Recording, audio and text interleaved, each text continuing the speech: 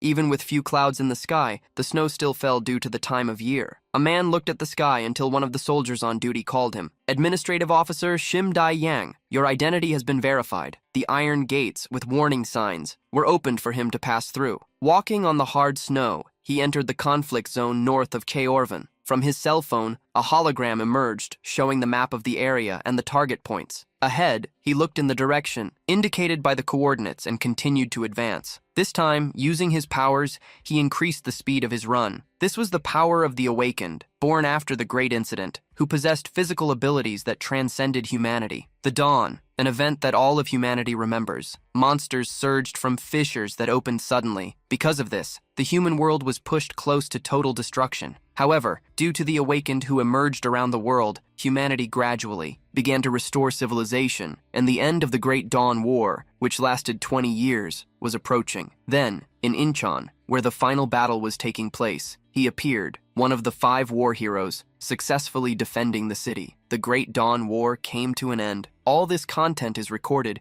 even in textbooks. Now, 29 years after the end of the war, someone came to visit the hero, who is isolated in Cheorvan, away from the public eye. Shim Dai-yang smiled at the thought of an 80-year-old living in a frozen remote area, perhaps even living in igloos. As he advanced, something caught his attention, making him stop suddenly. The giant monster that appeared in front of the administrative officer looked like an enormous ostrich with a yellow beak. This was the moss duck, a monster with a duck's head, seemingly harmless, and a body 1 meter long. It could run at 100 kilometers per hour. Most ducks never lived alone. After the first one, more than a dozen of them also entered Shindai Yang's field of vision, staring at such monsters. Suddenly, Yang wondered if he would have to fight. The little ducks began to quack, showing their sharp teeth and an aggressive look. Realizing he would not come out victorious facing so many monsters, Shindai Yang decided to flee. Dozens of creatures were chasing him at an absurd speed. Incredulous, he shouted, "How could anyone live in a place like this?" A large blue bird suddenly flew over him. More rank monsters had appeared, this time the Thunderbird. These birds were even more dangerous. If they caught their prey, they would not let it escape. Just like the Mazducks, the Thunderbirds also pursued Shindai Yang, who was desperately shouting, "Why are rank species all gathered here?" Suddenly, a wooden cabin entered his field of vision. That could serve as shelter. Shindai Yang jumped over the wooden wall, but at that moment, he was high enough for the Thunderbird to attack him with its sharp claws. The size of the bird was surprisingly enormous. It grabbed Shindai Yang's whole body with a single attack. In the face of the creature's fierce gaze, he almost fainted from fright. The bird's beak was getting closer and closer, ready to swallow him. At that moment,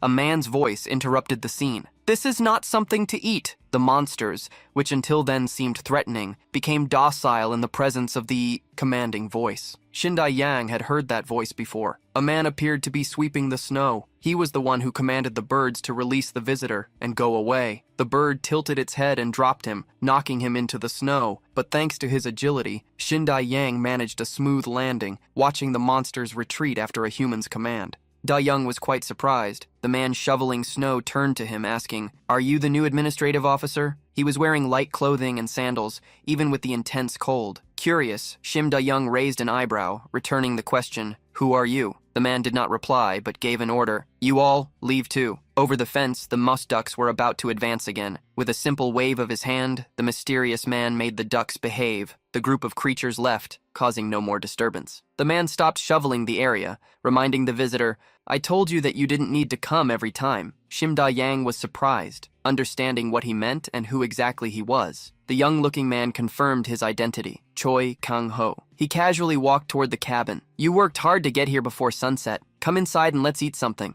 Shim Da Yang was extremely surprised. That man was the war hero who was 80 years old, the legendary Beastmaster, who brought about the current peace through victory in the Great War, Mr. Choi Kang-ho. Da Yang ran toward him. "Sir, let's go together." There was a lot of snow outside the cabin, and inside it was like a simple house. Da Yang looked around, recognizing how modest the place was, but what intrigued him most was how someone 80 years old looked so young. Choi Kang-ho noticed his looks. "You're surprised because I look too young for my age?" Shim Da Yang recalled how the heroes who were active with him 29 years ago were now leaders of large organizations. Choi Kang-ho was direct. They aged quite a lot. A small Thunderbird brought him a large egg, which, as he began to prepare it, revealed, "I don't know how I'm like this, how I ended up with this body that doesn't age." Changing the subject, Yang, frightened, pointed at the bird carrying the egg. The old hero received the egg while replying, "It's a thunderbird chick. It's cuter than you think." "It's not, Shim?" Young didn't know how to respond. He knew that Choi Kang-ho's special ability was being a beastmaster,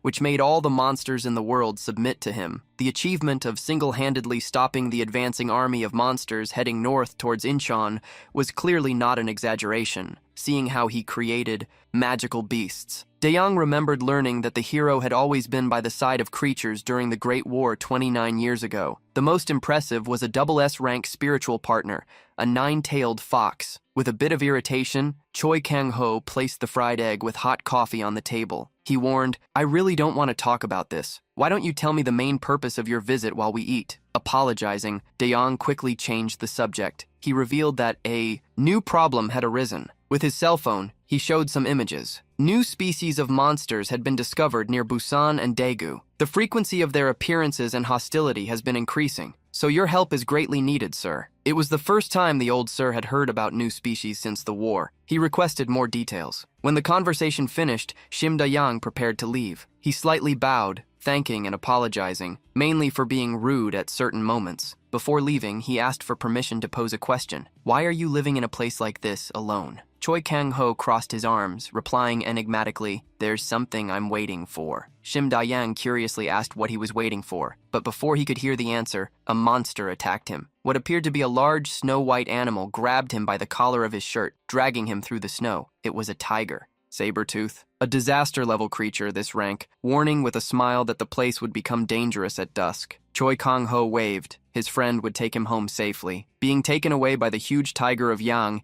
he shouted for the Lord to save him, but soon his voice became too distant to be heard. Choi Kang-ho stretched before returning to the cabin. Now that the visitor had left, he would have more free time. He entered the house and started washing the dishes. After that, he fed his companions, a thunderbird and a curious-faced frog. Going back outside, he resumed the task of sweeping the continuously falling snow. As soon as he cleared part of the yard, the saber-toothed tiger returned, spreading snow over him again. The tiger named Mungti wagged its tail, like a large animated fan upon seeing its master, surprised to see him back so quickly. Choi Kang-ho asked if he hadn't left the officer anywhere to come back sooner. The tiger showed a sad expression, as if it were being wronged. Shin Da-yang was now close to the walls. The guard who had met him earlier ran up to him. "You returned safely?" He still saw the sky spinning. "Did I really get carried here by a tiger that size, or was it a dream?" The soldier smiled upon hearing him, explaining that everyone was surprised at first, but soon got used to it. Meanwhile, as Choi Kang-ho finished his outdoor cleaning,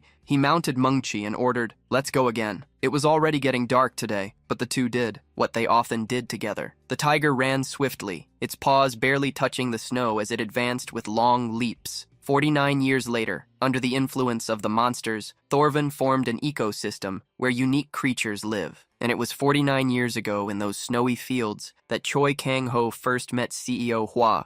He approached a large pearl of energy. An egg is growing little by little. In the great battle against the monsters 29 years ago, Choi Kang-ho found himself surrounded. The creatures filled all the streets of the city, leaving him no escape route. He was in a difficult situation. The attacks came like a giant wave that engulfed him, but a powerful energy surged from the actions of the great hero, dissipating everything around him, activating the sensory transfer with his contracted beast, Seal Hua. Help arrived. The spirit fox advanced against the monsters, and just its size was enough to carve a path alongside its master. It helped him escape the situation. Seal Hua was like a partner to Choi Kang-ho. She had beautiful eyes and shiny silver fur. That day, to end the war, the two participated in the defense in Incheon. In that battle, Choi Kang-ho saved the world, but also lost his precious Seal Hua. In her final moments, the fox's eyes became misty. Choi Kang-ho knelt beside her, apologizing, and as a thank you said, "You worked hard." The recognition made her smile one last time before leaving. At that moment, a glow appeared, and her body shrank. Seal Hua became a crystal egg. Choi Kang-ho widened his eyes, seeing hope reborn. Since then, he has stayed there, waiting in the same place, just to see Seal Hua awaken. Sitting on the ground, he closed his eyes to rest, murmuring, "Seal Hua, did you know it will be New Year's when it passes midnight?" As he spoke, a small ice fairy appeared to greet him. More and more fairies appeared, and Choi Kang-ho asked, "Are you the fairies from the portal region nearby? Did you come to celebrate the new year?" One of the fairies approached the simple watch on his arm.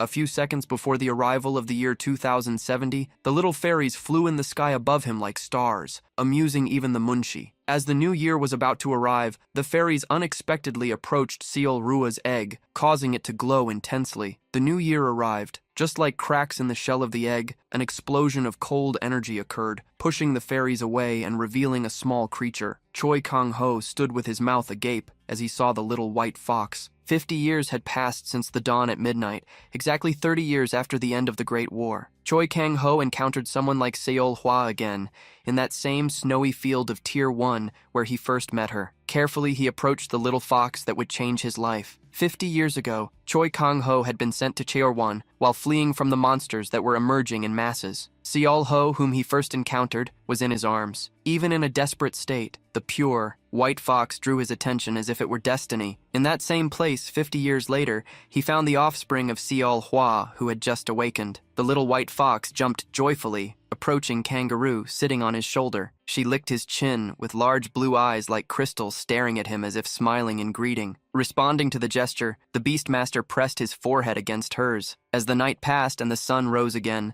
illuminating the icy plains in golden light, he cherished the moment beside the little fox that so reminded him of Seol Hwa. Time passed and something in the sky caught Choi Kang-ho's attention. Various flying beasts. As he observed them, he used the feral eye. The dragons were rare monsters of the Wingbong species. It was a new species of monster, something he had never seen before. This made him remember what Shim Do-young had said during her visit, the awakening of the Seol Hwa cub after 30 years and the emergence of new monsters at the same time. He hoped it was all just a coincidence. The little fox did not care about the monsters, preferring to play with the tiger Mungti in the Gangnan district. In the sky, the snow was falling because of winter. There was a large building with the symbol of an M in its structure. That was the Mercenary Tower, headquarters of the I, third largest guild in Korea. In the sky, near the guild, a figure was flying like a swift comet. One of the guards was startled to see that and ran to inform his team leader. There was a large tiger landing on top of the guild. The guard was desperate, asking for help to be called. The team leader calmed him down and reminded him,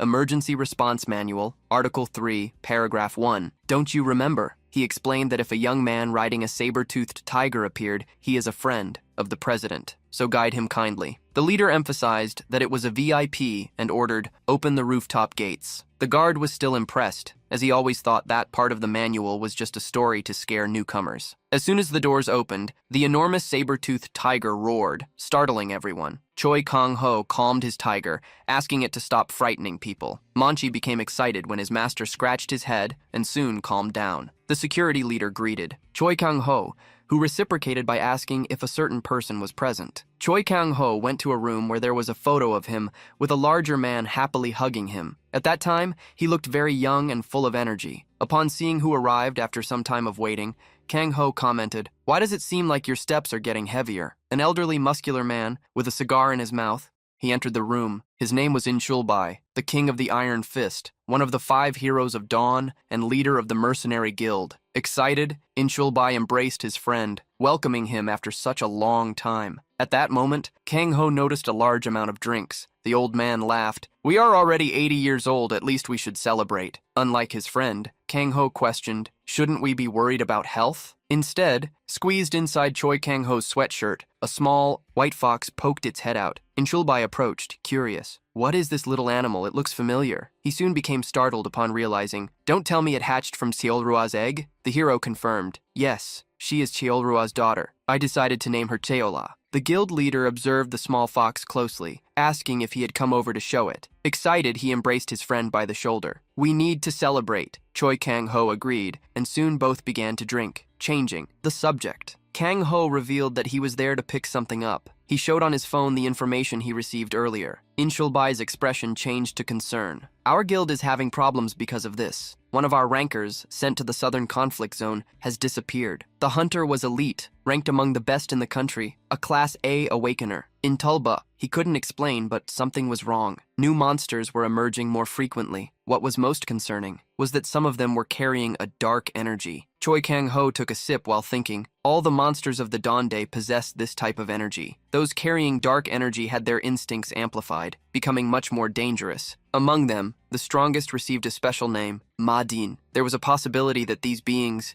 They appeared again, changing the subject. Intubai bragged, "This year I am among the 40 best in the world and among the 6 best in Korea." Kang Ho replied, "Not bad for someone our age." Intubai dramatically complained, "Prices just keep going up. The only thing that decreases is my ranking." Placing a circular device on the table, he tried to convince Kang Ho to measure his magical power, revealing that his was 74 points. Choi Kang Ho did not want to be bothered. Plus, he did not know how to use the equipment, the old man insisted, pointing to C. "If you don't take the test, I won't give her a gift." Faced with the insistence, Kang Ho yielded and placed his wrist on the device. The bracelet adjusted, and he just needed to inject magical energy. He did as instructed, and his energy was transferred to the equipment. The device began the analysis. Target, Choi Kang Ho. Codename, Master of Beasts. Combat power, 120,000. The final evaluation was completed. Ranking based on combat power. First in the local ranking, first in the world ranking. Intubai nearly jumped off the couch. "Kang Ho, what have you been doing in that secluded place?" He smiled slightly as Seoa licked his face. "I just hunted a bit while raising the mungshi." Intubai sighed as he no longer had time to hunt as before. The Orchid Dungeon, near Choi Kang Ho's residence, was named for having numerous fruit trees that strengthened dark creatures. It was also inhabited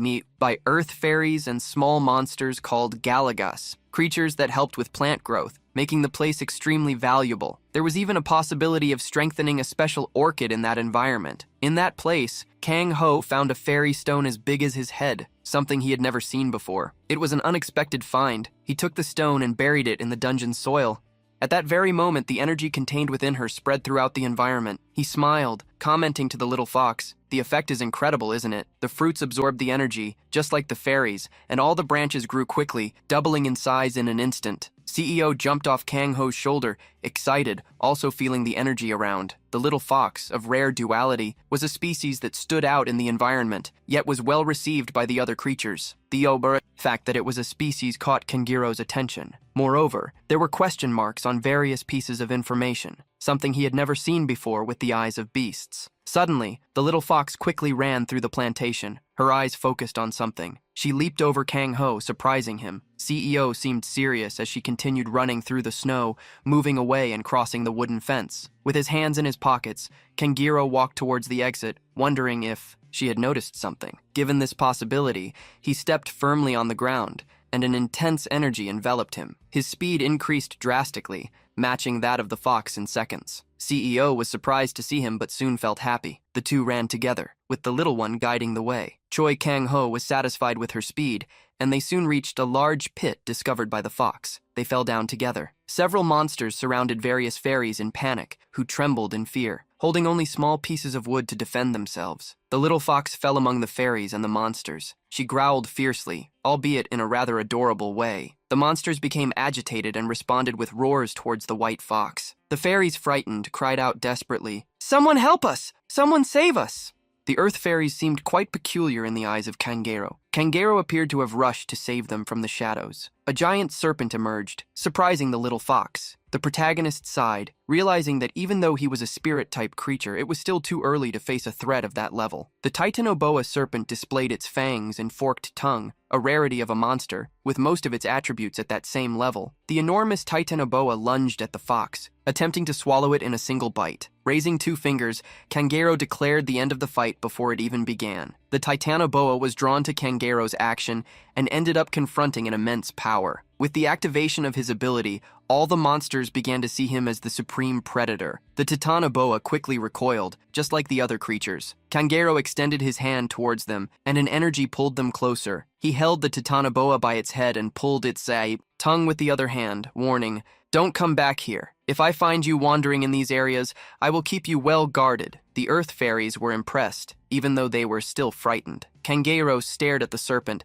demanding an answer. It nodded affirmatively. Before he decided to act, Kangero ordered, "Leave!" and immediately all the monsters fled. However, the fairies' fear had not yet disappeared. Among the retreating creatures, a beast resembling a rooster, with a sinister gaze, still remained staring at the group. There was a strange energy around it, which alerted both the little fox and Kang Ho, who recognized it as dark energy. The raptor with the rooster-like appearance was only a double F rank creature, and most of its attributes were low. Kangero felt confident and charged at it. The raptor tried to escape, but he was pursued. A new species with dark energy had appeared, and Choi Kang Ho did not intend to let it escape. The The raptor ran towards a dark portal, seemingly newly formed. Upon noticing it, Kang Ho had a premonition. There might be a madam nearby. He crossed the portal with COA, arriving in a gloomy environment. The fox's fur seemed to glow, evolving its species. COA acquired a new tail. This creature had excellent combat instincts and a strong inclination for battles. Moreover, its growth rate in combat was far superior to others of its kind.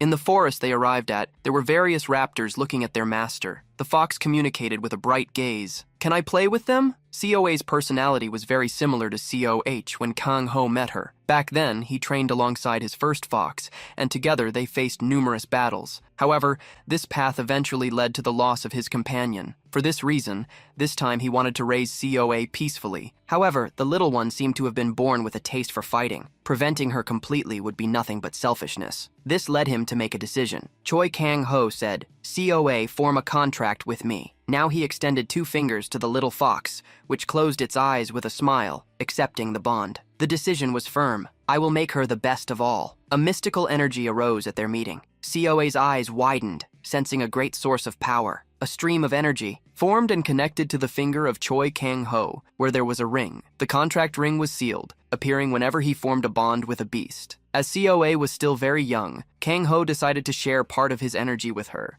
The little fox was strengthened and given permission to fight until she felt satisfied. COA charged against the raptors who also advanced in her direction, their curved beaks prepared to attack. In the fox's eyes, only enemies existed. Choi Kang Ho activated sensory sharing, a skill that allowed him to see through the contracted beast, as well as feel its senses. COA dodged the sharp attack of the first raptor. Kangaroo tried to guide her. "Don't rush. Wait for the right moment." When the opportunity arose, he said, "Now." The fox jumped on the raptor and bit its neck. The blow was enough to take it down, marking the little fox's first victory. The hereditary power system was activated, and the dark energy of the defeated creature was transferred to COA. The raptor had all negative energy drained and, unexpectedly, came to itself. The creature appeared confused upon realizing the fox was on top of it. COA noticed the approach of the other raptors and charged again. Like a flash of white light, she vanished from their sight, attacking from impressive angles, wrapping her tail around one raptor's neck and biting the neck of another. Even Choi Kang Ho was impressed.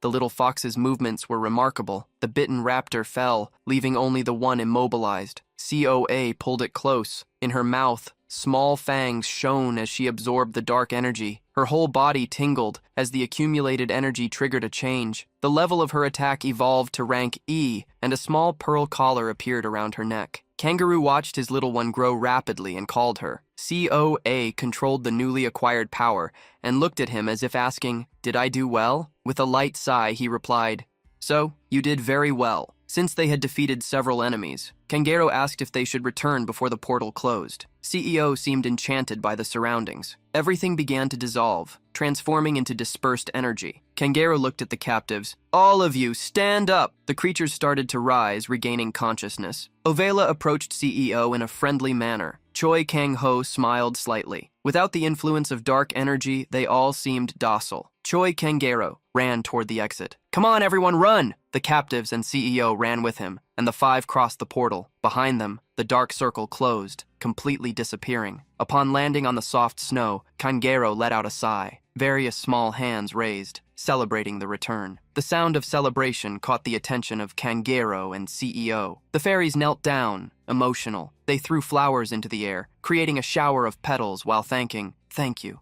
very much." "Oh, great guardian!" Choi Kang Ho was quite surprised by the way they addressed him. The fairies bowed towards Choi Kang Ho, consecrating him as the absolute, the guardian deity, the silver white fang. Choi Kang Ho was left speechless upon realizing the truth. He approached one of the fairies, asking how she spoke the human language. Setting that aside, he asked if they were referring to CEO. The blue-eyed fairy with golden hair was happy to hear the name of the silver white fang. She told a I story. Back to our homeland, in the fairy tale of the world of music. We have adored the white fangs as our guardian deities since ancient times, and among them, the silver white fang is the most special. Not only are they strong and kind, but they were also the ones who saved us. Our country of the zombie dragon was a silver white 5-tailed prey, curious and enchanted by the fairies' affection. The CEO stared at them, mouth agape. The leader of the fairies addressed Kong this time. seeing how you treat the white prey as your daughter. You can only be the absolute for us." The fairies began to dance, performing a welcome dance for the absolute. Choi Kang-ho felt they were quite peculiar. Hearing about the fairy tale from the music world was something unprecedented, different from other spirits of the earth. The one who had spoken to him wore some kind of crown, being the only one capable of communication. Curious, he asked if she was part of the royalty of her world. The fairy suddenly stopped dancing. Her expression became sad, unlike before. As expected, we couldn't hide anything from the one who is the absolute. She confirmed what he asked and introduced herself. "I am Johanna, the fourth and youngest princess of the clan of Earth Spirits." The protagonist denied having discovered this due to being some kind of supreme being, and Johanna returned to the main point. "But recently, the territory granted to me has turned into a dungeon. When we regained consciousness, we had fallen into this unknown world." She and the other fairies cried, recalling how they had spent days being chased and attacked by monsters that took over their dungeon. She could already imagine her clan being destroyed if this continued. Kong summarized, "So, you have nowhere to go and are hungry, right?" Johanna exalted him once again. "Oh, sir, you absolute!" She understood perfectly. In the midst of the praise, both her belly and the other fairies' bellies began to growl. Choi Kang-ho decided to help them by sending them to the Orchid Dungeon. "You can stay there if you want." The fairies, hungry and desperate, thanked him once more. "Oh, absolute. Please accept our gratitude," understanding their sentiment. He asked them to stop with the bows, thinking of fairy tales. Kang-ho wondered if all princesses were like that. She seemed more like someone who liked to bow all the time. The protagonist brought 2 fingers to his mouth and whistled. In the white horizon, sounds of running began to be heard. Something was approaching. A large saber-toothed tiger was running at high speed. The fairies soon noticed him and widened their eyes. The great beast seemed threatening, especially to the little fairies who were completely scared and shivered. However, it didn't take long for their expressions to change to smiles. They clung to Manchi's fur, enjoying the ride. Johanna was holding onto his tail, which swung with each leap. "This is amazing!" Riding on Munchi, Kanguro asked the tiger, who seemed uncomfortable with the little ones pulling his fur. "Hang in there, our Munchi is a good boy, right?" Suddenly, Kanguro's phone began to vibrate. He had received a message. The protagonist was added to a group by Inchubai, who announced his presence to everyone. The Witch of the Flames. Mim barely remembered him. The sword god, Jun-woo, was impressed. "Oh, you're still alive. It's me, Jun-woo. How have you been? We haven't heard from you lately." The Lord of the Bow, Royang, was the last to send a message, teasing, "He's so old now that he might not even be able to respond." Curious, Choi Kang-ho wondered what Chulbai was planning this time. Enchulbei had gotten his number at the last meeting, using current technology. The guild leader gathered the old group in a chat room. In the group, the sword god and the Lord of the Bow had already started to discuss. Kang-ho observed, remembering that they both always acted like that in the past.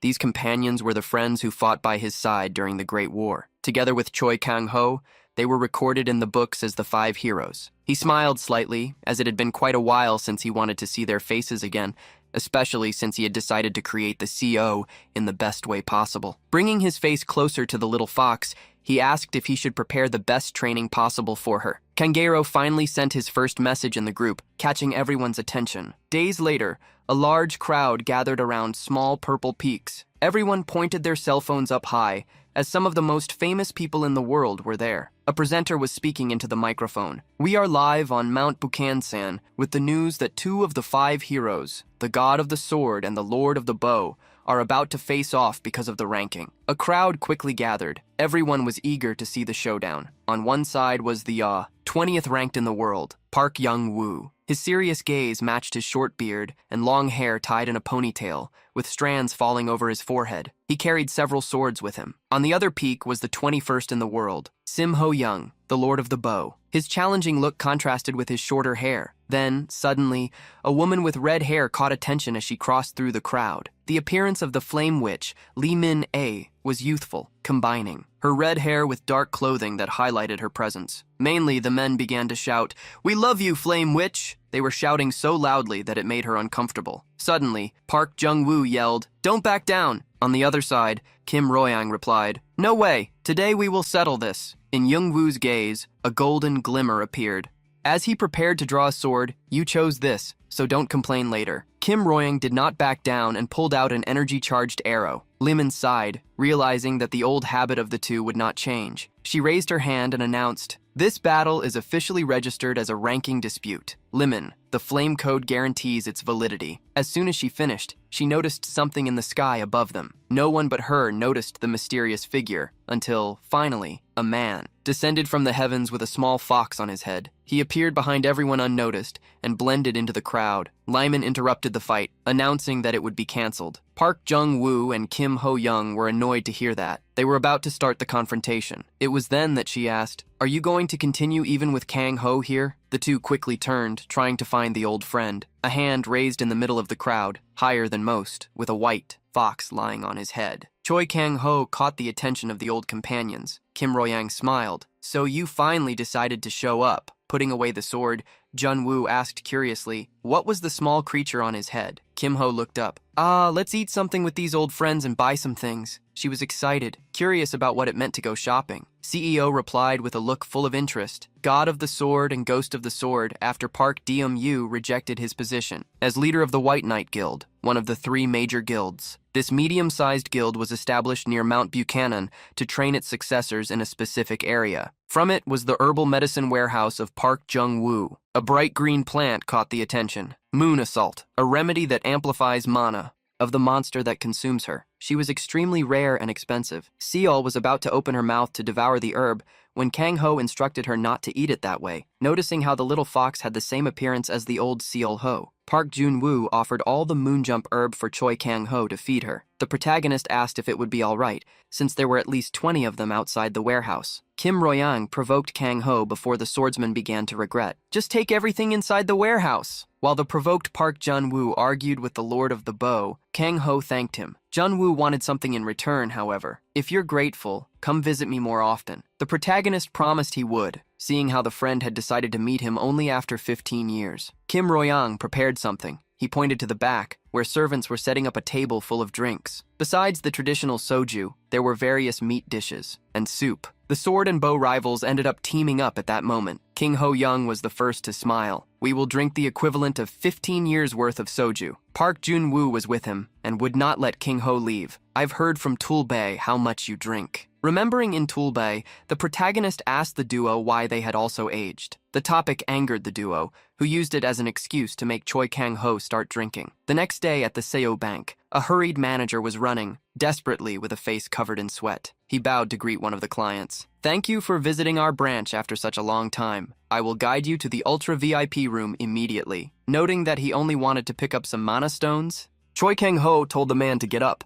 The curious fox on his shoulder asked what mana stones were. The tamer master explained to her that they needed money to buy things. Upon hearing him, the manager stated that there was an armory near the mana stone deposit and he could use it as he pleased. At that moment, outside the bank, a suspicious man observed the building from a motorcycle. He crossed his arms, analyzing the activity in the area. Choi Kang-ho had been quick and soon exited the bank, with everyone bowing in gratitude for his visit. The man on the motorcycle smirked slightly. "Ho ho ho" at the employees, even doing that. "Maybe I should see what this guy has of value." The man clicked on his special glasses. He was a monostone detector that used detection lenses. The device penetrated through objects, showing the grade of the monostones within his field of vision. A tall man in a suit carried mana. It was impossible to measure his energy, but in the briefcase he was carrying, there were 2 grade C mana stones and 3 grade D ones. The criminal grit his teeth irritably. Damn, he looks rich on the outside, but inside he's poor. Why were those bank guys bowing to someone like him? Suddenly, he looked at the young man next to the briefcase holder. In one of his pockets, there were 3 grade S mana stones. In the other pocket, there were 2 grade A stones and 5 grade B ones. The criminal was taken aback. The value of those combined stones exceeded 1.5 billion, and yet, the young man walked calmly with the money stuffed in his pockets. He quickly tried to determine the young man's mana level, as he could only be a hunter of this rank to be so rich. However, the glasses could not measure the mana of that person who was so wealthy. He was not an awakened. Choi Kang-ho walked calmly down the street parallel to the bank. The criminal became confident in robbing him.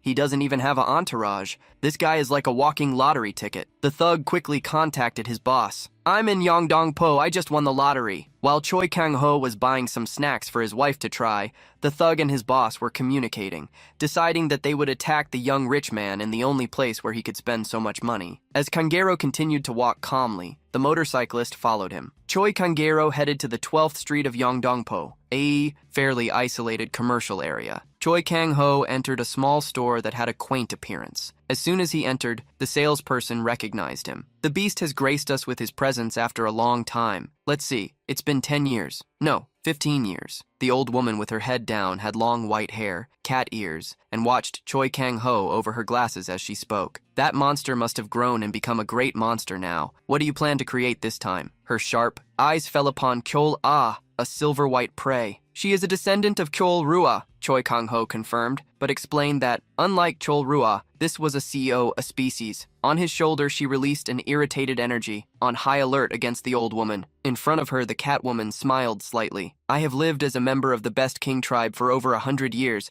but this is the first time I have seen a species of a mythical beast. Thanks to you, I was able to witness something rare. Getting straight to the point, she blessed him. O King of Beasts, I wish that you create the best battle beast this time as well. The attitude of CEO A changed completely, and she was impressed by the old Catwoman. The protagonist left the first store he visited, the old acquaintance, and he walked through a large market. 50 years had passed since dawn. Looking around, he looked at himself and wondered why men were so different from him. Several races had crossed over to Earth from another dimension called the continent Mu, and this street was created where they made their home, building their own culture. One of the 5 war heroines, Lilith, from the race of fire witches, was also among them, a magical race that lived 80% of their lives in youthful form. Another race representing the continent Mu were the dwarves. The blacksmith clan, a short blacksmith, cheerfully waved to Choi Kang-ho upon seeing him. Hello, Master Smith, from the race of dwarves. It was the owner of the forge, Smith, guiding the old colleague into his shop. Smith asked if he had found everything he was looking for. Responding enigmatically, the protagonist asked if he had been busy lately. Smith revealed that orders from the White Knight and Napa guilds were piling up. Everything was becoming a chaotic mess for him and the other blacksmiths. Choi Kang-ho asked if everything was all right. He requested a favor. Smith looked at the bracelet Choi Kang-ho wore and recognized the energy it emanated. Oh, that is the aura of the blade. Has something happened to this unmatched treasure? Choi Kang-ho explained it was not that. He had taken it from storage. For the first time in 15 years, I was thinking of asking you to do maintenance, but you seem very busy. He looked around, seeing all the other blacksmiths working. Smith, however, was happy to help. If it is a request from Master Choi Kang-ho, you will have top priority. Dwarves never forget a favor. He raised his hammer alongside the other dwarves. Don't you agree, guys? It's Master Choi Kang-ho's item. Put everything else aside and prioritize this first. The protagonist awkwardly scratched his head as he watched Smith continue as usual near the dwarven forge. Something was happening. A group of bandits was gathering to obtain information about what had been purchased by their target. The motorcycle man revealed to the boss roots of century-old violets, fruit from the tree of the world, and lemon seeds. The man inside the car was impressed. All these things were extremely expensive. The assault gang targeting awakened ones was ready to act. Their leader was confident. Well, we don't need to check anything else. Let's ambush him as soon as he steps away from the workshop. At the forge, Smith was presenting the result of his work. He had slightly improved the performance of the Aura Blade bracelet. The way it handled mana would become much easier, and the total amount that could be utilized had also increased. The blacksmith, wiping the sweat from his forehead, asked if Choi Kang-ho wanted to test the equipment, now wearing both. Bracelets he declined, revealing, I think I'll have the chance to test them soon. Exiting the workshop, he said goodbye to the blacksmiths while entering an alley. A motorcycle was following him. Several shadows began to emerge, silently pursuing Choi Kang-ho until their leader ordered, Now guys! Several masked bandits jumped out from where they were hiding, surrounding Choi Kang-ho with their swords. The protagonist faced them, asking, Is everyone here at once? The team leader mocked, Why are you trying to bluff? You're not an awakened one. Confused by the question, Choi Kang-ho realized they were using mana detection lenses. They could only measure those with mana below 100,000 points. So they thought I wasn't an awakened one, right? The leader of the group laughed, agreeing that this was true, but inside he began to worry about an absurd possibility. There were only about 3.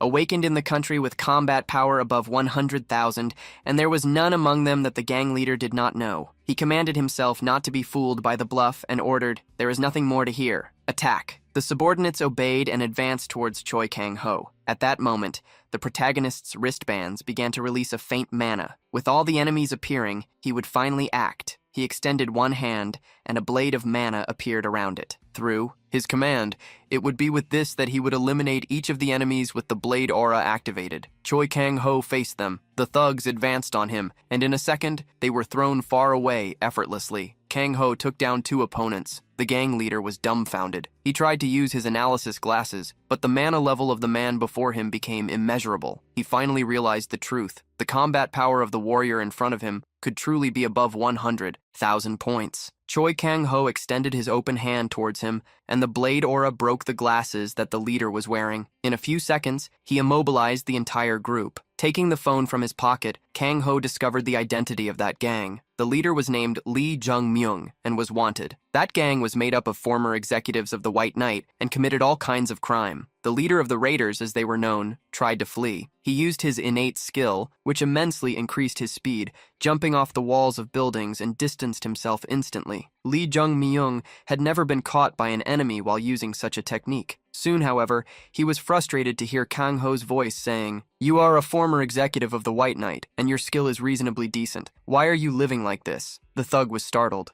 But before he could respond, he received a blow that made him fall back to the ground, feeling the weight of the attack. Lee Dong-myung, who was among the top 50 in the country, realized he was facing someone who was, at the very least, among the best in the world. Without lowering his guard, he spun his body like in a capoeira move and pulled out a dagger, searching for the enemy. "Where are you?" Kang-ho appeared behind him. "I'm right here." The blow to the back of Lee Jung-myung's neck made him drop the dagger and be thrown far away. "Kangero, you shouldn't use such dangerous things." Shaking his hand, he used the aura of the blade to destroy the weapon. Lee Jung-myung, who was also hit, felt an energy consuming everything around his body. The battlesuit he was wearing was completely incinerated, and he fell to the ground wearing only his underwear. The force of Kang-ho's blow had been refined by Smith. The efficiency of his mana usage was enhanced, as was his control of strength, making it much more precise. The protagonist approached the thug, ordering him not to do anything dangerous. Withdrawing the blade's aura, he observed him. "Now you seem to be over 50 years old. In that case, you must also be from the war generation. What is your motive for acting like this after surviving that horrific war?" The man trembling on the ground began to laugh. "Why do you think? Because this world is completely boring, with no dangerous battles, no piles of bodies. I'm going to go insane from boredom." Kangiro recognized that. Sometimes there are people like that, awakened, whose humanity was shattered by the long war. There are those who become addicted to hunting enemies, and others who end up falling into a life of crime, lunatics created by the conflict. They are just one of the evils that the current era tries to stifle. Lee Jung-myung laughed, asking if the young man in front of him had any relatives from that time. Choi Kang-ho observed him silently, far away, in a traditional-style residence. A conversation was happening in the outer area of a pagoda. A man drinking with Park Jung-woo was impressed by Choi Kang-ho. The Sword Lord joked, "It's surprising that Kang-ho looks so young while his master looks terribly old." The young apprentice quickly corrected himself, explaining that after serving the soju, he seemed to have quite a gentle temperament for a legendary war hero. John Woo took his drink, acknowledging that his friend looked that way today, and revealed, "That's not the full story. In fact, Kang-ho has a very bad temper, especially toward criminals." As the conversation concluded between master and disciple, Lee Jung-myung was asked, "Do you hate the era of peace?" "Because it's boring." He clenched his fist, gathering mana into a powerful punch, and struck the thug. It was as Park Jung-woo expected. There was nothing more reckless than facing Choi Kang-ho. Instead of taking his blows, it was better to give up. Before long, Kang-ho delivered a punch to the criminal's cheek, and then advanced, delivering a palm strike to his chin. Kang-ho would deliver to Lee Jung-myung exactly what he was looking for, everything that couldn't exist in times of peace. One more punch was delivered, and he was thrown against a wall. At that moment, the old Sword Lord received the call from those who were commenting. He was pleased to see the contact from Kang-hwa, a video call, no less. On the phone screen appeared Kang-ho, and behind him kneeling was Lee Jung-myung, who asked if Park Jung-woo recognized the enraged face of Park Jung-woo that appeared on the protagonist's screen. "This guy, he's the one dragging the name of the White Knight through the mud. Damn story." Park Jung-woo demanded that Kang-ho tell him where the bastard was. He would go there immediately. The protagonist warned that he would send the address in the park of a U. He could send some people from the White Knight to solve the problem. The whole gang had already been captured.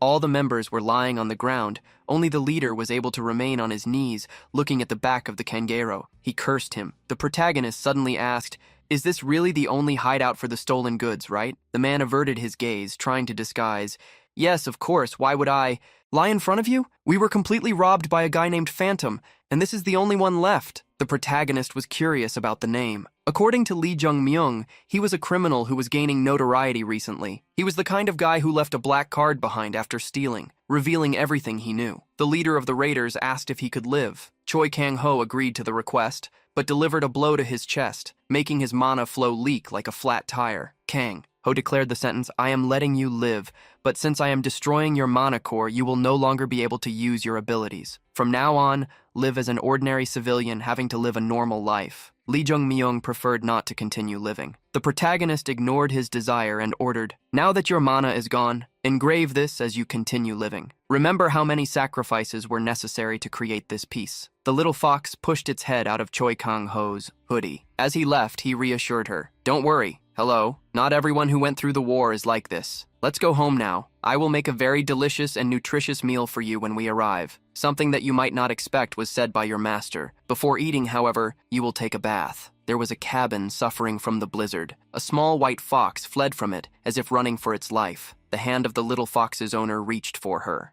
Choi Kangero grabbed the CEO by the neck. He found it funny that she either disliked baths or just didn't care for them, just like her mother, but still, she needed a bath. He would not give her a regular bath in hot water. He placed a fruit from the world tree that he had acquired. He also used mana to mix the medicinal herb into the water. COA approached the tub, sniffing the liquid. Kang-ho tried to show that the temperature was perfect for the bath. The CEO carefully touched the water, and her expression softened, relieved, happy that she liked it. Choi Kang-ho placed her in the tub, holding her so she wouldn't submerge. Before heading to war, the men of the Menfera ground a small amount of the fruit's bark from the world tree and applied it to their bodies. With just that, their fur, skin, and leather were extraordinarily strengthened. At that moment, COA was making use of a precious fruit, fully absorbing its energy. She was so relaxed that she almost fell asleep. Suddenly, the bathwater began to disappear until there was nothing left. Choi Kang-ho was impressed to see it evaporate so quickly. The effect of the bath on COA was extraordinary. Her fur shone like polished silver. What impressed Kangero the most was that the effect of the fruit was still active. He focused on the tip of COE's tail, which awakened a guardian nature ability with such energy. The little beast had an exceptional capacity to absorb natural energy. Her efficiency in absorbing medicines enriched with that energy was 50% greater than others of her kind. Kangero sighed, letting out a slight laugh, petting COA's head. He asked if they should eat something. Now the snow continued to fall outside, but the duo didn't mind.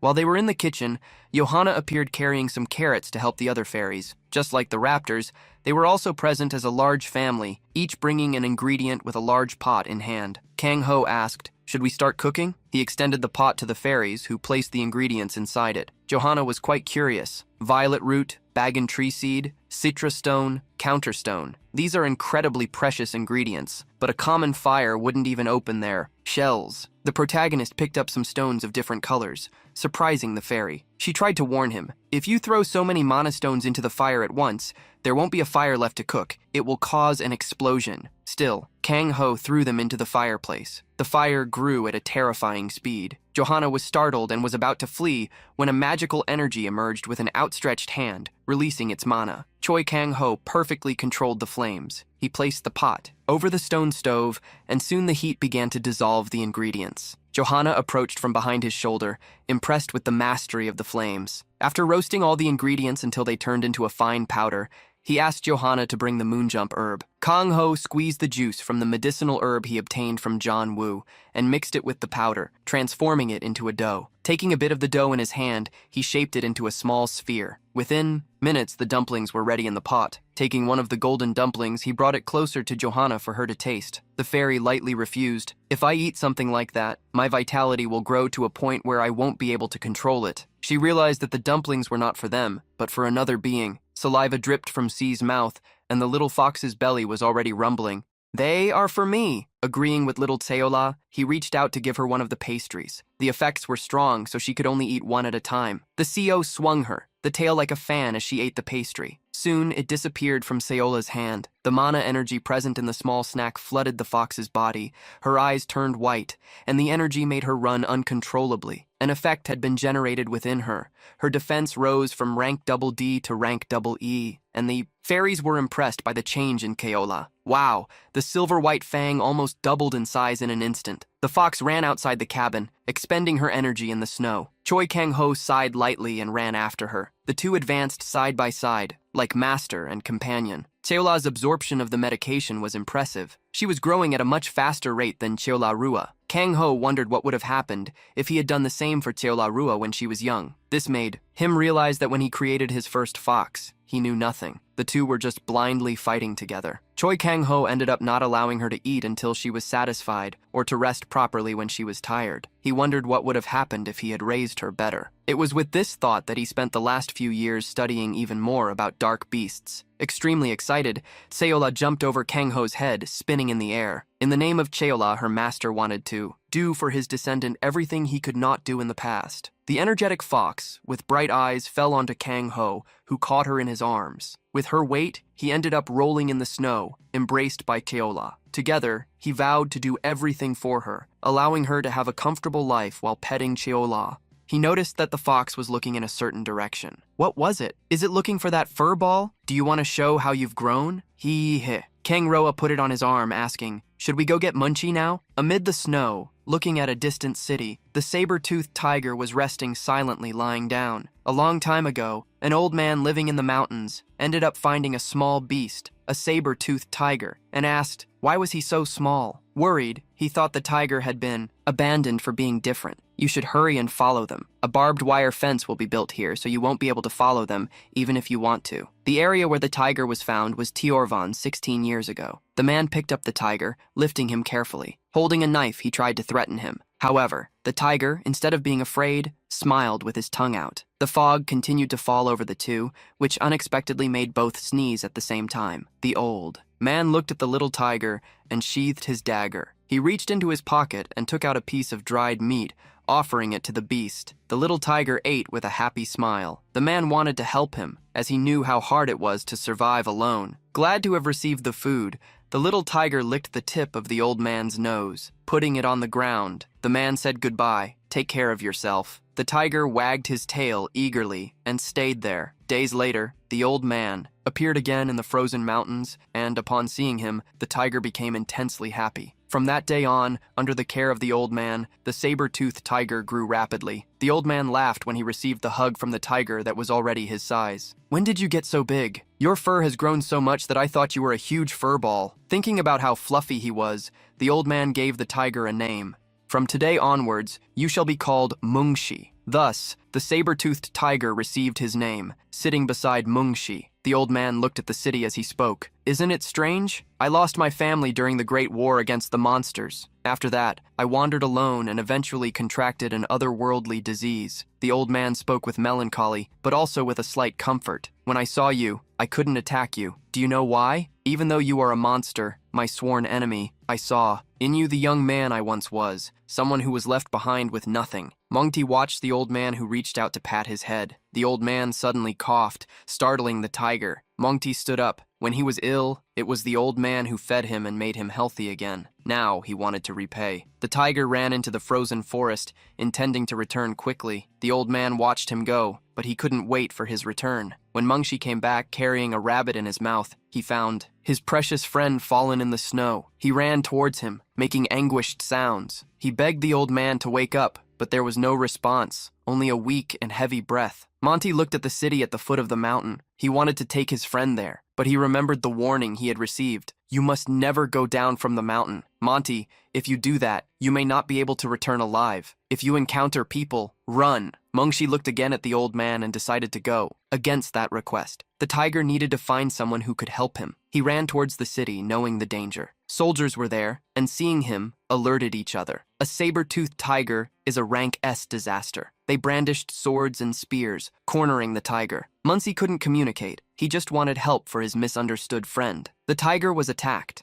A spear hit him in the side, knocking him to the ground. Several other spears were thrown at him, causing him to roll across the frozen earth. Even while completely wounded, he still tried in some way to call for help, but the violence of the attacks only allowed him to emit weak sounds of pain. The tiger fell to the ground, surrounded by soldiers who were preparing to attack him once again. Munti continued to plead for help, with no one understanding him. It was then that someone interrupted. The guards, who immediately retreated in the presence of that figure. The small tiger looked weakly at the approaching person. The young Choi Kang-ho observed him, finding it strange that he was alone, without any adult of his kind nearby. Quickly, he dismissed all the soldiers who withdrew at his command. Kang Ho lightly touched the head of the wounded tiger, understanding the situation. "You need help, don't you? Show me the way." An energy emerged from Kang Ho, healing the tiger's wounds and restoring his strength. Guided by Munti, Choi Kang Ho found the old man fallen in the snow. Touching his chest, the protagonist realized the endemic disease of the Mu continent. An unbearable amount of mana had taken root in his heart, corroding his body. He looked gently at the tiger. His friend was lucky to have someone so brave by his side. Kang Ho managed to extract the dense mana from the old man's heart. Seconds later, he opened his eyes and reunited with the tiger. The two embraced and cried happily to be together once again. Now, years later, Munti still lay in the same spot where he could observe the city. He opened his eyes and saw someone approaching. It was Choi Kang Ho, whom he had met years ago. Munti got up. He used to return there whenever he felt nostalgic for the old man, lying close to his grave, looking at the tombstone. He remembered the words of the one who first saved him. "Follow that man. Now you can live freely in the world thanks to him." 5 years after entrusting Monchi to Kangur, the old man had departed. Since then, every year, at that same time, Kangero saw the tiger return to that place. Munti followed his new master, and unaware, his tears fell on Seola's head. The tiger cried deeply, moved. Kangero protected Seola's head, gently commenting, "It seems that it has started to rain." With a friend,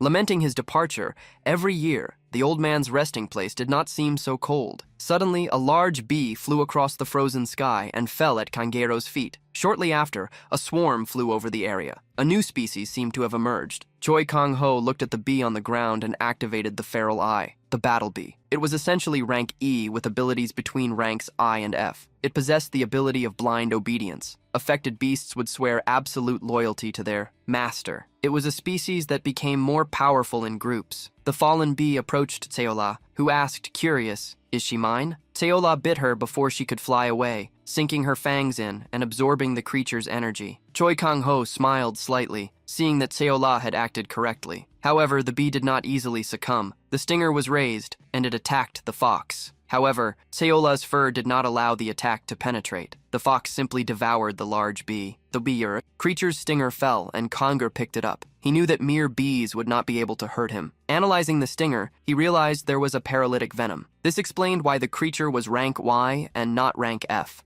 Despite their small size, observing the size of the swarm, he understood that he could not let them act freely. Riding on Mengshi, the protagonist ordered him to follow the bees. Mengshi closely followed the swarm.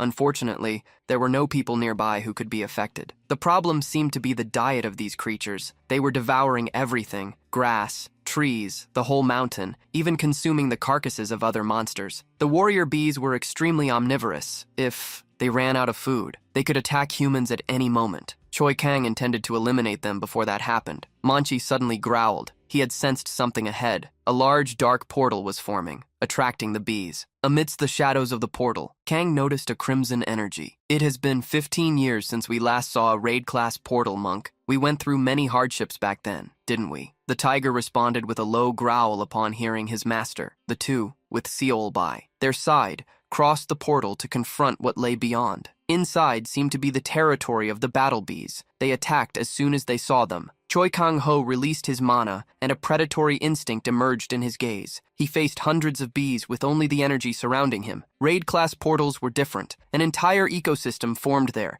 as if a piece of another world had been transplanted. Because of this, rare resources not found in common portals sometimes appeared. However, the monsters guarding these locations were extremely powerful. Observing the bees guarding the hives, Kang Ho realized they were different. Perhaps they were another species. They were 3 times larger, and their energy was much denser than the previous ones. One of them noticed their presence and charged at high speed. With a single strike, Choi Kang Ho pushed it away. The elite bee king possessed rarity rank D, and its offensive power was at the same level. Hundreds of elite bees joined the one that had attacked, forming a menacing cloud, watching them as Kangero rode Mengshi. The protagonist remarked, "It seems you are the true guardians here, aren't you?" The cloud advanced, and immediately Choi Kang Ho used sensory transfer to connect with Mengshi. The sensation was as if they were one, with a huge saber-toothed tiger. The beast lunged towards the bees while Kangero remained firm. Atop it. At the first impact, the swarm was dispersed. Mengshi's heavy paws struck the creatures,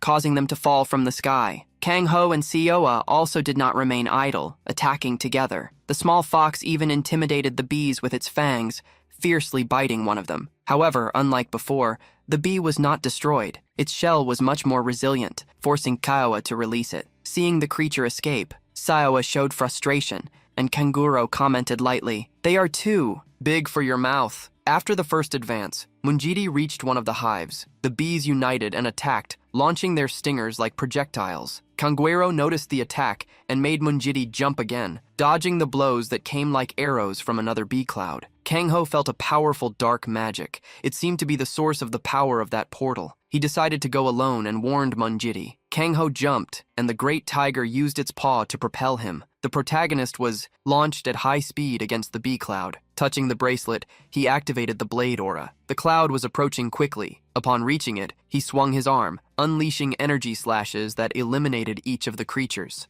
While crossing, Las Choi Kang Ho noticed something. There was a gigantic hive. That was what the bees were protecting, the source of all the evil energy. Choi Kang Ho reached the hive, opening a hole to enter. Inside, it looked like a cave. In the deeper regions, he found a silhouette emanating dark energy. Kang Ho prepared to face what hadn't appeared in decades, a humanoid demon. The being made of shadows stared at him, and its dark voice echoed, "Who would have thought you could make it this far?" However, instead of attacking, the creature lowered its head, showing sadness and despair, almost crying, "Damn it, we are lost! This time we really have no way out." Kang Ho couldn't help but be surprised at that unexpected reaction. The Shadow Man noticed that Choi Kang Ho had understood his words and exclaimed, "Hey, can you hear me? Thank heavens you can. You can, right?" Choi Kang Ho frowned, trying to understand what was going on with that creature before him. The Shadow Man asked the human to listen to him. "As for who I am, I once held the 4th position in the hierarchy of the underworld. Teo Tilug Gamiguim." The fervent voice of the being of darkness made Kang Ho believe for a moment that he would finally attack. The shadows around him moved. "Just like Teo, I am surrendering." The shadows that enveloped him disappeared, revealing his ordinary appearance. He raised his arms in surrender while kneeling, with a desperate look. The eternally gray-haired man explained that he hated fighting, especially against absurdly strong people. Even with that explanation, Choi Kang Ho still couldn't understand how the situation had come to that point. Outside, Munti continued to take down the bees while observing the surroundings. Kang Ho deactivated the blade aura and began to analyze the situation. The fact that they could communicate with Teo. It meant that he was a different existence from the dark humans seen during the war. Those creatures were like machines exhaling sinister energy that made any communication impossible. Compared to them, Teo was almost like an ordinary human. Kangero demanded that Teo explain what he was. The man, still with his hands raised, replied that if he were to classify him, he could call him a demon. The kangaroo then questioned why he was there, with evident discomfort. Teo explained that the story was embarrassing. He was fleeing after losing a power struggle when he got caught in a dungeon transformation. The protagonist looked at the enormous queen bee in the hive and asked, "So, in the midst of this desperate flight, you still brought this with you?" The queen bee was a monster of rarity rank C. Its defense and special ability were at that level, while its attack and potential were lower. Kang Ho observed the information about the creature, realizing that it was the origin of all the others. Teo tried to justify himself, saying that he had sent the bees only for reconnaissance and that they were not dangerous. He also approached the queen bee and petted it, demonstrating one of its functions. The creature shrank, transforming into something very small, which surprised Kangero. Holding the bee, now reduced to something resembling a small piece of charcoal, Teo explained, "If you pet it to this state, it goes into hibernation and can survive only on pollen. It doesn't hurt anyone." With the queen in that state, all the other bees also entered the same process. While Teo assured that he would take responsibility for them since he had raised them since young, he felt a pain in his leg. Its had bitten him, the dark man absorbing the energy that emanated from him. Teo shook his leg desperately, trying to make it let go. Choi Kang Ho analyzed him carefully. Teo alone did not seem like a significant threat. The real problem was the dimension known as the underworld. If he truly held the 4th position in the hierarchy, there was no better source of information. Thus, the Kangero could not ignore the frightening power of the dark humans. The protagonist extended his hand, letting the mana emerge in his palm. He touched Teo's chest before the other noticed, ensuring a measure of safety. "You said you would surrender unconditionally, right? I will. Seal your mana heart." Teo felt his body weaken instantly and fainted as the Kangero's energy destabilized him. When he came to, he realized that his dark energy had practically vanished. Seol stepped away from him with displeasure. Without that energy, he seemed to have lost all flavor. With a cold look, Choi Kang Ho ordered, "Follow me quietly." If you try anything, I will eliminate you in an instant. Teo quickly agreed, surprised to see a human with such absurd mana. Meanwhile, unlike when the Canguero entered, the area outside the portal was now crowded with guilds that had heard about the emergence of a raid-class portal. There was only one reason for so many prestigious organizations to gather: priority in raids. With the war over, a portal of this level filled with resources was no longer seen as a threat, but as a true treasure. The selection process for this priority, essentially a ticket to this treasure, was simple: an improvised tournament. The guild that presented the strongest participant would secure the right to explore. Even the Napa Guild, one of the big three and a renowned name in raids, had recruited a specific participant for the tournament. 2 people were fighting, and one of them fell. The winner was a blonde man with orange-tinted glasses, known by the codename King. King took a selfie with the defeated opponent in the background. Being one of the top 10 ranked and a SS rank hunter, he was also a famous influencer. An irritated person approached him. "Are you still doing that pathetic stuff?" King was surprised to see him and replied, "I'm posting a story right now, so I'm gonna turn you into a punching bag in 5 seconds. Wait a minute." Broken, a big and temperamental man, was rank this, the second in the hierarchy of the prestigious Pungun Guild. King teased him by asking if he wanted to get beaten again. The fight between the two began, King enveloped in wind energy, and Broken relying on his brute strength. As they battled, 2 figures emerged from the portal. Choi King Ho led the way, with Teo right behind. The gray-haired man was surprised to see the battle happening. Broken was hit in the face and thrown into the snow. His body bounced and flew towards Kang Ho, who effortlessly held him by the head, looking around. The protagonist asked where all those people had come from. There were people everywhere. The landscape had changed a lot since I entered the portal, hasn't it? One of the guild members pointed at who fought. "You just came out of the dungeon," the protagonist calmly replied. "It doesn't exactly look like that." Everyone tensed when they realized someone had already taken the portal. King got angry when he saw that someone had gotten ahead and released all his energy. With full strength, he charged forward. Teo hid behind King Ho, nervously warning that the man was attacking. "You're going to take him out!" Irritated, King Ho ordered him to be silent, as he had already commanded. The protagonist watched King approach, noticing his exaggerated pride. The blonde arrived in an instant and pointed to the portal. "Who do you think you are to enter there without permission?" The protagonist looked at the portal and calmly asked if he really needed permission.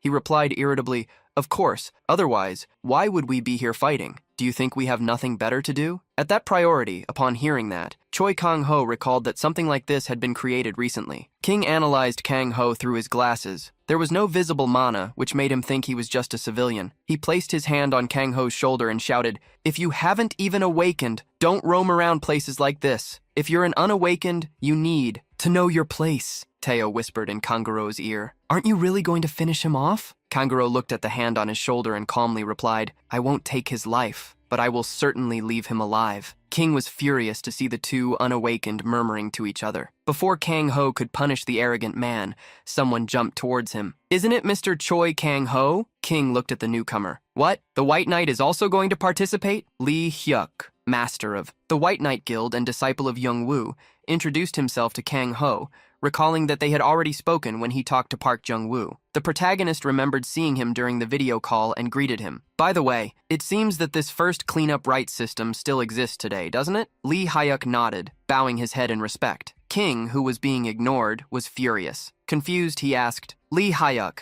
do you know an unawakened like this, Choi Kang Ho? That name sounds familiar?" Suddenly, King realized, "Don't tell me you're the Beast King of the Heroes' War." Lee Hyuk observed Kang Ho's expression, recalling his master's words. "The king may be rare, but if you ever meet Kangaro, remember this. Be very careful when he is smiling like a saint. That smile means he will soon completely crush the opponent before him." Even though it was said in a relaxed tone, Lee Hyuk never forgot that. Seeing Kang Ho smiling like that, he felt a chill. Sweat trickled down his face.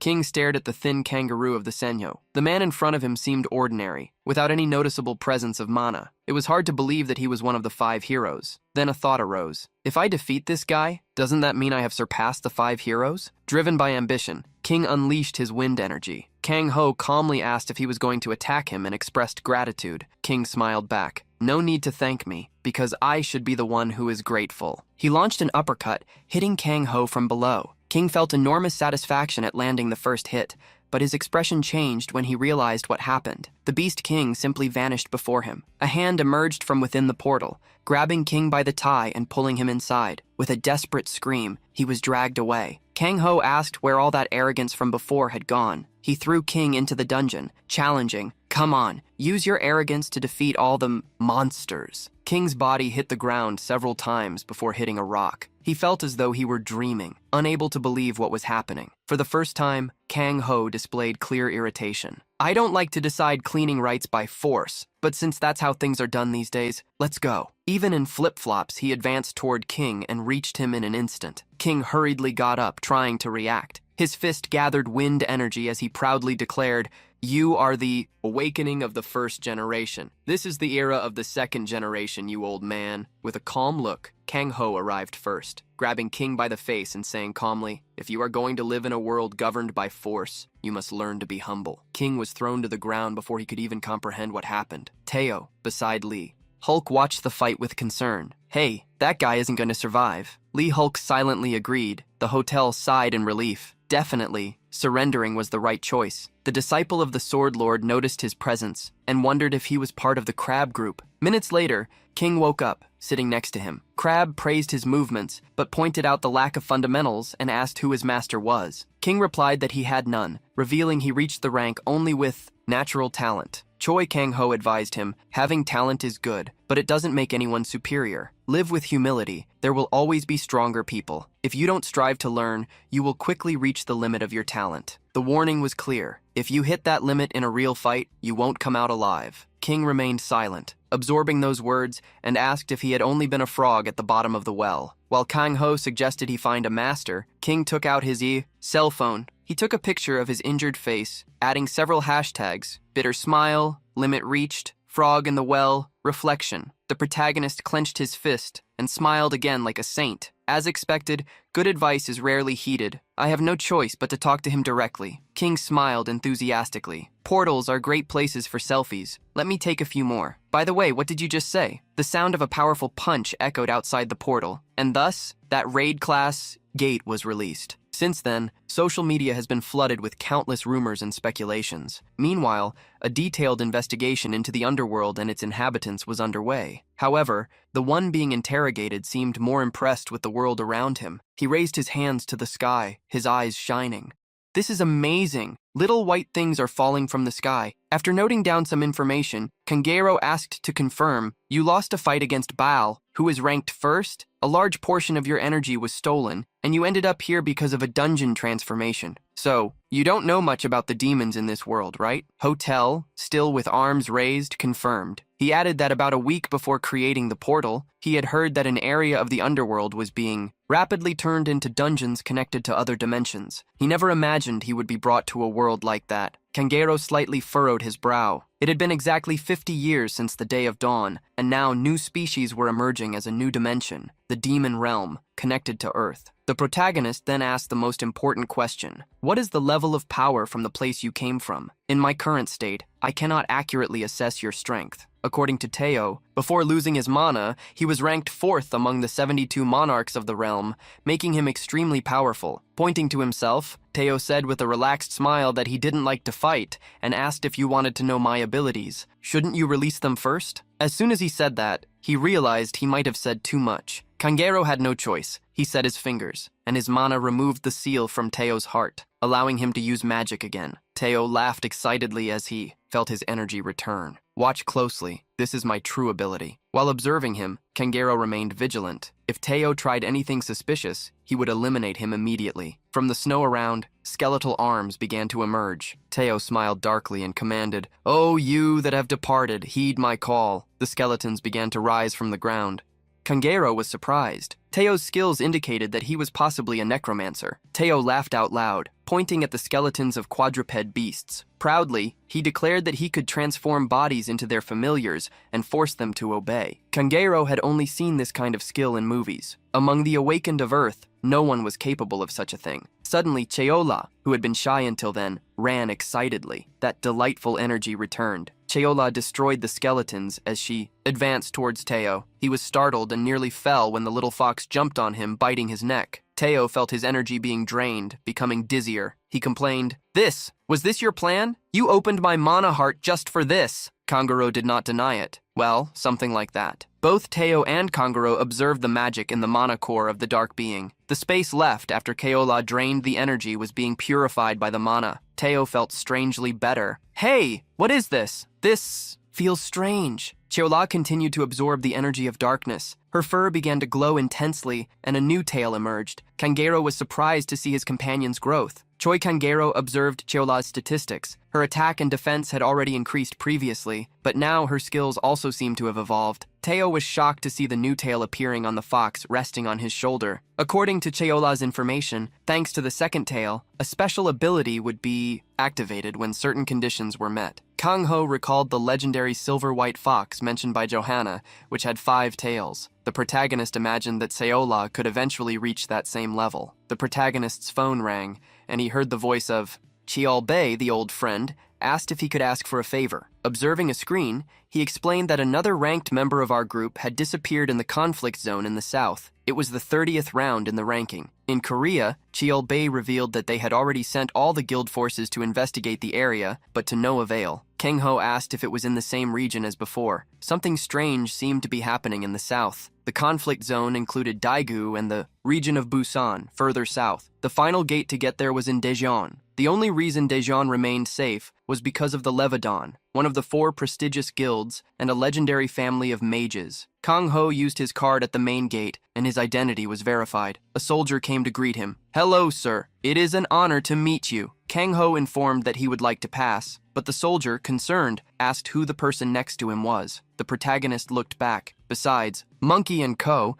there was a white-haired man whom he introduced as his assistant. Teo seemed to be experiencing something sweet for the first time, holding a large lollipop, looking more like a child. Kanguro asked the soldier if any kind of identification would be needed for the assistant, but after a quick check, everything was cleared. The city that Kanguro encountered was severely destroyed. 30 years had already passed since the end of the Dawn War in the north, where Kangwei Roman had the front line. The Calamity species were under control, but in the south, it seemed like a real war zone. Calamity species invaded the region relentlessly, caught in a brutal territorial conflict. Flying creatures were constantly fighting, raising an obvious question for Kangero. Why hadn't anyone eliminated this yet? Climbing on Mungshi, Kang Ho ordered him to move forward. He also urged Teo to get on, observing the environment. Teo ended up recalling his own world upon seeing that devastation, which left him curiously comfortable. The head of a wyvern flew in his direction and fell to the ground, startling the protagonist. He teased, "Are you going to enjoy these new experiences with your sealed mana heart?" Teo looked at the huge fallen head and made another decision. He clung to Munchie's tail, leaving his old convictions behind. There were clear reasons why the monsters had not been eliminated. First, although human, civilization had been restored. The population lost in the war had yet to recover. There was no reason to advance to the south and expand territory. Second,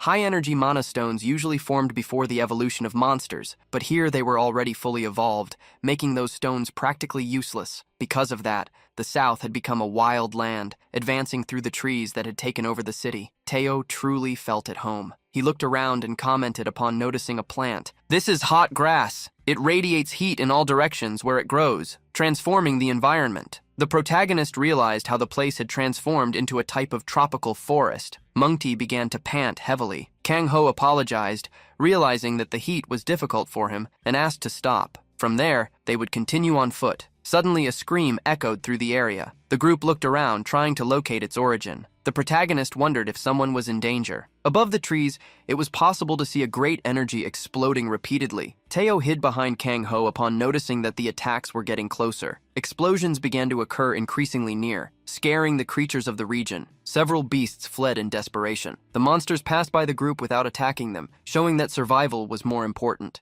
Then something emerged among the trees. Someone jumped over the creatures, instantly knocking them down. Kangero asked, curious, "Are there any awakened ones here?" Chelby said everyone had retreated. Teo widened his eyes upon recognizing that figure. The man had blonde hair and wore a red bandana with the word training written on it. The person they encountered was none other than King, who was training after the last encounter. Without frowning, Choi Kang Ho wondered if King would try to fight him again, but King bowed 90 degrees. "My greetings, sir." Kangero simply nodded, while Teo, behind him, found such politeness strange. Walking over the monsters, King asked what Kang Ho was doing there, revealing that he was there on business. He returned the question. King explained, showing the band around his head, "Isn't it obvious? I'm training." Kang Ho was surprised by that. No fool would voluntarily enter a world of calamity-class mutant monsters, or so Choi Kang Ho thought. However, having lived long enough, he realized that nothing was impossible. As King followed him, Kang Ho asked what he had seen so far. The young trainee revealed that he had encountered several creatures of variant classes. The number increased as they progressed. Understanding, Kang Ho asked how he was training. King scratched his head, thinking of how to explain. He then spotted various insect monsters and unleashed a flurry of punches. "I'm taking down all the bastards I see." The method King used was simple. "I expend all my mana, recharge, and do it all over again. I'm working on a new ultimate move." Kang Ho sighed,